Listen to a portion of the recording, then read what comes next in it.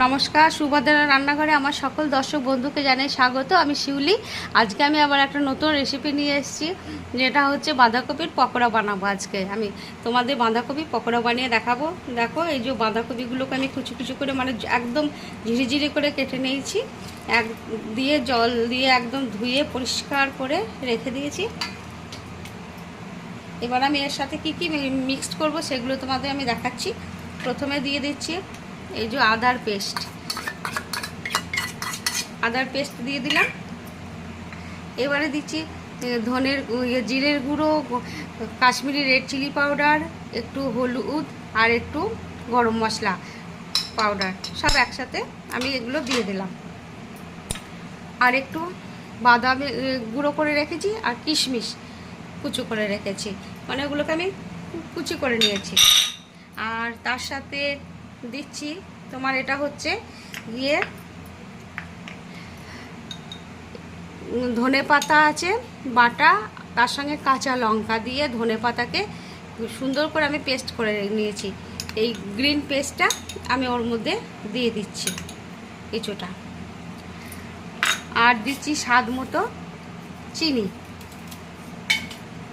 লবণ, স্বাদ মতো লবণ দিচ্ছি। আর দিচ্ছি চালের গুঁড়ো, কিছুটা আমি চালের গুঁড়ো এই যে তোমার দেখাচ্ছি, এই চামচে 2 চামচ মতো চালের গুঁড়ো দিয়ে দিলাম। আর বেসন দেবো এবারে পরিমাণ মতো বেসন, 3 চামচ 4 চামচ বেসন দিয়ে দিলাম।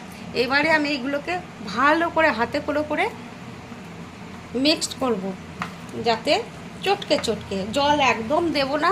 জল না দিয়ে আমি এগুলোকে মিক্সড করে নেব শক্ত করে। দেখো আমার মাখা হয়ে গেছে। আমি কিন্তু এক ফোঁটাও জল দিইনি, খুব চিপে মেখেছি, যার জন্যে সুন্দর হয়ে গেছে। এবার আমি এটা মিনিট 10-15 রেস্টে রেখে দেবো, তাহলে বাঁধাকপিগুলো একদম নরম হয়ে যাবে। তারপরে আমি তোমাদের ভাজবো, দেখাবো। আমি এবার ব্যাটারটার মধ্যে একটু বেকিং সোডা দিয়ে দিচ্ছি অল্প, আর কিছুটা জোয়ান হাতের মধ্যে নিয়ে ঘষে দিয়ে দিচ্ছি ওপর থেকে। এবারে আমি ভালো করে মেখে নিয়ে পকোড়াগুলো বানানো শুরু করে দেবো। দিচ্ছি, তেলটা আমার গরম হয়ে গেছে। এবারে আমি পকোড়াগুলো ছাড়বো।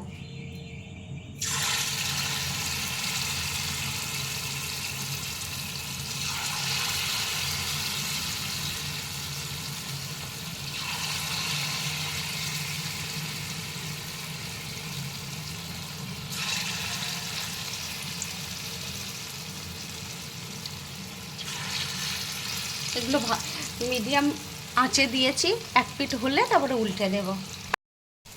আমি সব একে একে উল্টে দিলাম। এই পকোড়াগুলো ভাজা হয়ে গেছে, দেখো কালারটা ব্রাউন হয়ে গেছে। এবার আমি এগুলোকে উঠিয়ে নিচ্ছি।